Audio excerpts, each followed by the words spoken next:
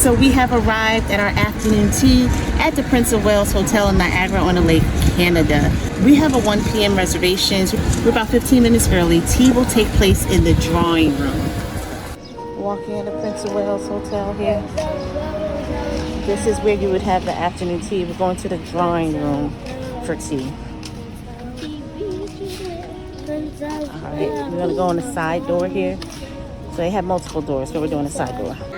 At the Prince of Wales Hotel, you can also get a carriage ride through town if you like. So we have the carriage rides here.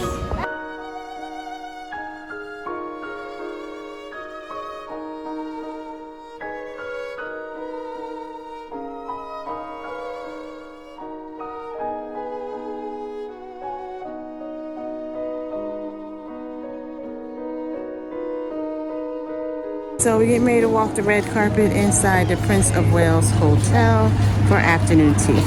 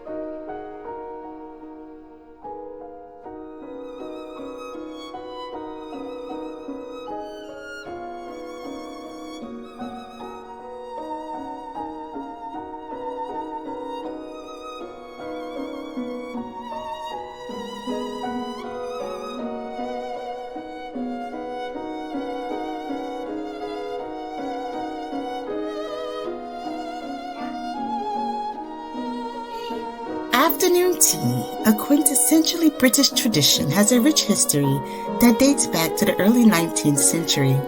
It was introduced as a mini-meal to stave off hunger between lunch and dinner, which at the time were often served several hours apart.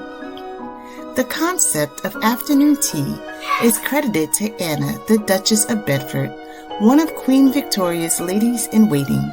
In the 1840s, during that period, it was common for people to have only two main meals a day, breakfast and dinner, the latter of which was typically served late in the evening. The Duchess found herself experiencing a sinking feeling during the late afternoon and requested a pot of tea, bread and butter to be brought to her room around 4 o'clock. She began inviting friends to join her, and this practice proved so popular that it became a fashionable social event among the upper classes. Afternoon tea became widely popular in England and spread to the middle and upper classes.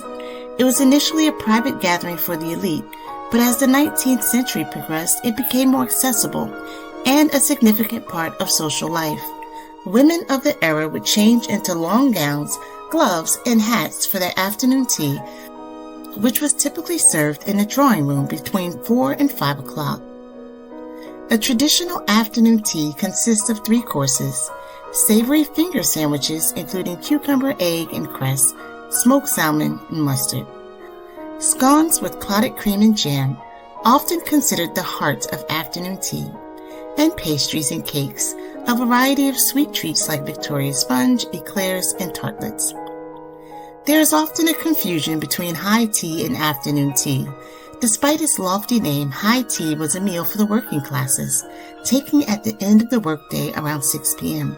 It consisted of a more substantial fare like meat, fish, eggs, cheese, bread, and butter, and was eaten sitting at a high table, hence the name.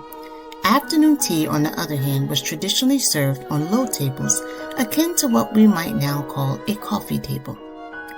The tradition of afternoon tea experienced a decline in the early 20th century with the advent of faster-paced lifestyles and changes in social customs. The tradition of afternoon tea experienced a decline in the early 20th century with the advent of faster-paced lifestyles and changes in social customs. However, it saw a revival in the latter part of the century as hotels and tea rooms began offering afternoon tea as a luxurious experience for tourists and locals alike. Today, afternoon tea is not just a British custom, but has spread worldwide with variations in different cultures. In Japan, for example, afternoon tea might include green tea and wagashi, traditional Japanese sweets. In the United States, it has been adapted into tea parties for various occasions. Afternoon tea remains a symbol of elegance and relaxation, a way to indulge in a leisurely afternoon with friends or family. Its enduring appeal lies in a combination of delicious food, the pleasure of tea, and the enjoyment of good company.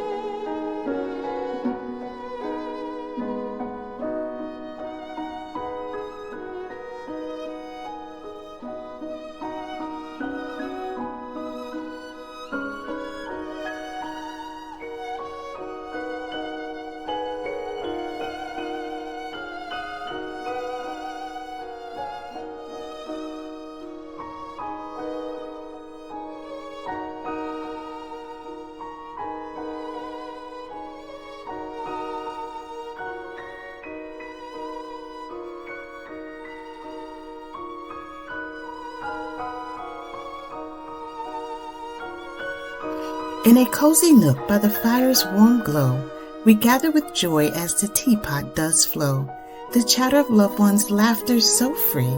These are the joys of afternoon tea. The table is set with linen so white, cups clink and sparkle in the afternoon light. Scones, cream, and jam piled up high, a feast for our eyes and a treat to the eye.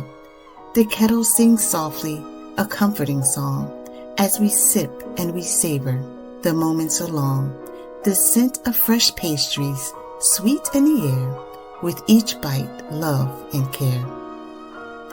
Children's faces gleam with delight as they reach for a cake, eyes sparkling bright. Stories are shared, memories old and new. In this sacred hour, our bond does renew. The world outside might rush and might roar, but here in this moment, we want for no more. Each sip of tea, each morsel we taste, time with family, never a waste.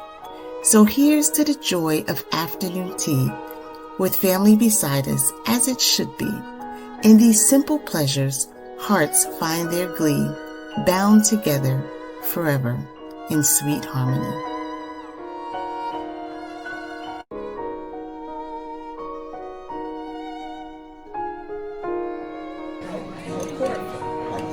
Pass it to me.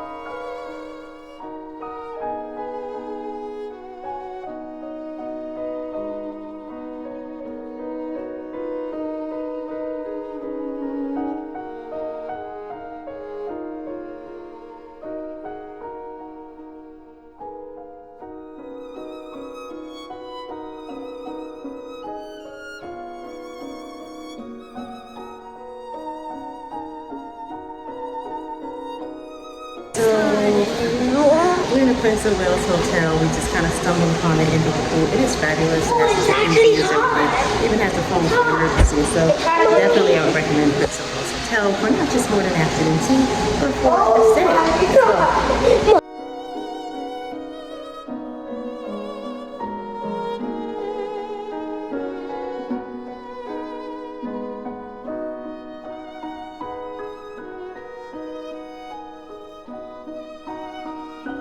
We have just finished afternoon tea in the drawing room. It is a fabulous occasion. It just makes you feel like royalty coming with you. So definitely come to the Prince of Wales Hotel.